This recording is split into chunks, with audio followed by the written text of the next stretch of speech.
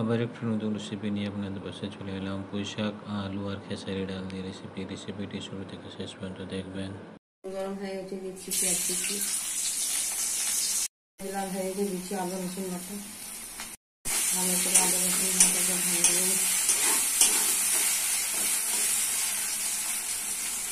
রসুন লাল হয়ে গেছে, দিচ্ছি মশলা, হলুদ গুঁড়ো 1 চামচ, লঙ্কা গুঁড়ো 1 চামচ, জিরা গুঁড়ো 1 চামচ, ধনে গুঁড়ো 1 চামচ, লবণ 1 চামচ। মশলা ভালো করে কষে নিতে হবে। মশলা কষা হয়ে গেছে, দিচ্ছি খেসারির ডাল। খেসারির ডাল ভালো করে কষে দিতে হবে। খেসারি ডাল কষা হয়ে গেছে, দিচ্ছি আলু, পুঁইশাক দিয়ে ভালো করে কষে রান্না করে দিতে হবে। খেসারির ডাল, আলু, পুঁইশাক এইভাবে কষে রান্না করে নিতে হবে। চাপা দিয়ে রান্না করে নিতে হবে।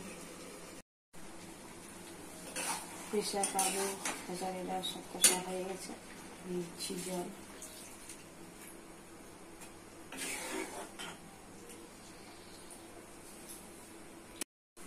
দিচ্ছি ভাজা জিরে হয়ে গেলে রেসিপিটি রেডি হয়ে গেছে। কত সুন্দর, কত টেস্টি। বাড়িতে করে খাবেন, পরিবারকে করে খাবেন। সাবস্ক্রাইব করবেন, সঙ্গে থাকবেন, পাশে থাকবেন।